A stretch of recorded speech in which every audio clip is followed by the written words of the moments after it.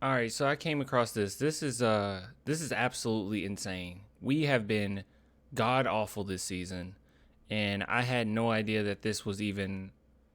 A, I didn't even know this was a thing. I want some rest. Are we having fun yet? All right, guys. As you know, I am Team Tank, and we are tanking along, and this just adds on to that. Now, I keep saying this, all right? Not showing the merch, but if you guys want to look at the merch, there's a link in the description. It's clanthemerchfan.com.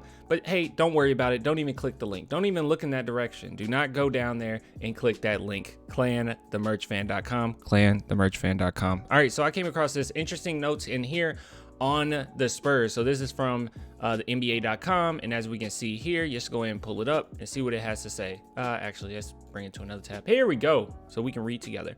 All right, continued absences for Trey Jones, who's missed 6 of the last 7 games, won't help the offense, but they'll provide more opportunities for Malachi Branham. Can I say this?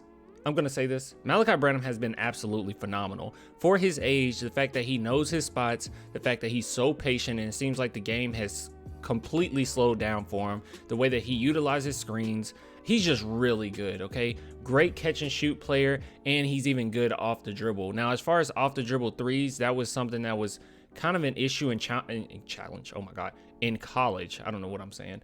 In college, that was an issue for him. From what I remember when we were breaking down everything on Malachi before he even got to the Spurs. So that was one thing that was an issue, but he was always good at pull up 2-pointers, and he was always good at catch and shoot threes. So that's something that he's going to have to work on. But I'm not 100% sure how many like pull up threes he's even taken this season, to be honest with you. The games that I've seen, which is basically almost all of them, I have not seen Malachi Branham do a ton of that. It's been more so catch and shoot threes, and he's still in his comfort zone. All right, so as he grows, I think that we'll see more of that, because that's going to be really beneficial if he can be a threat as soon as he goes past half court line. I mean, that would be huge if he can bring the ball down the court and immediately he's a threat, because he might pull up for 3. I haven't seen a ton of that, but hey, that might be me just missing it. But moving on. Let's see, Malachi Branham, the rookie isn't much of a point guard. 3.2 assists per 36 minutes. He makes the right pass. He makes the right pass. He's a fine point guard. In today's NBA, he would be totally fine a few years down the line. But he has shot 49 for 92, that's 53.5% on pull-up 2-pointers. Pretty impressive. The 4th best mark behind those of, oh my god, are you serious? Really? The 4th best mark behind Kevin Durant, Kyrie, and Bradley Beal? Among 115 players who've attempted at least 75, and he's top 4?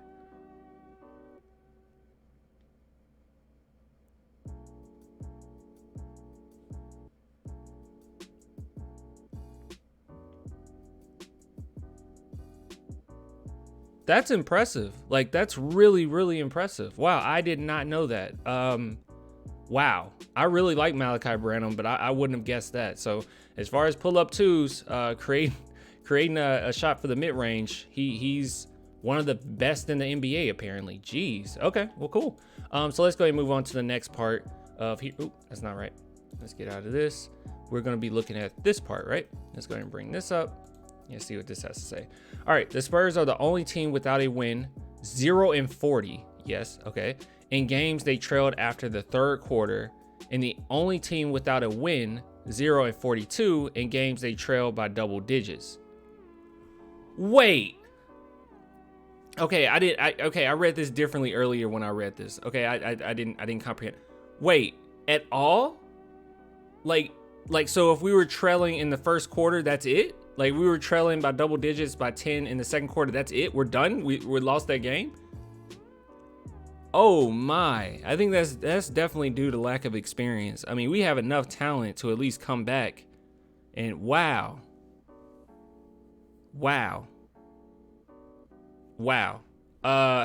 In the 26 previous seasons for which we have play-by-play data, or data, however you guys want to say it, only one team, the Clippers, 0-35 in the lockout shortened 1998-99 season, didn't win a game it trailed by 10 points or more. So they were way less. Wow. Dang, dude, we are bad. Like and it's been some really bad teams. It's been some really bad. Man, Spurs have fully tanked. Okay, there's a few things here, okay? First off, the players are fine, okay? Especially the young guys when you're talking about Jeremy Sohan, Malachi Branham, Blake Wesley. Like we have a good foundation, okay? These are decent players. But I did say this at the beginning of the season, okay? And I stuck by my guns here. Some people had the idea that the Spurs would be just as good as they were the previous season because Keldon Johnson can really put up points and all. And I said, no, that's not going to happen.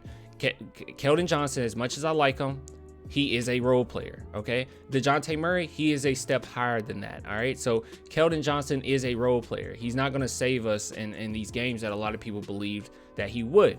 Now, on top of that, I figured that the Spurs would trade some players, one of which being Jakob Poeltl, and that's going to absolutely destroy us in the paint. Now, we were already bad in the paint, but now I think that we're going to really hit a crazy record. We're never coming back from a double-digit deficit going forward. Like we're going to be far off of 0-42. Like I think we're going to add at least 10 more to that, right?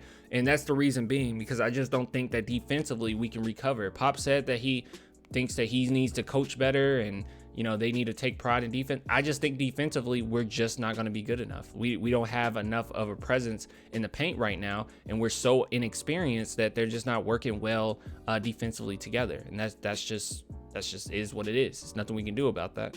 But I am genuinely shocked by this. I didn't know that it was that bad. But anyways, so this is the news that I got for you guys. Just wanted to bring it to your attention. Big shout out to Paul Garcia on Twitter. I probably wouldn't have saw this if it weren't for him posting this. So show him love. But anyways, I'll get with you guys later, man. You want to support the channel as always, clanthemerchfan.com, or you can become a patron and YouTube member. Only $2 per month. But yeah, get with you later.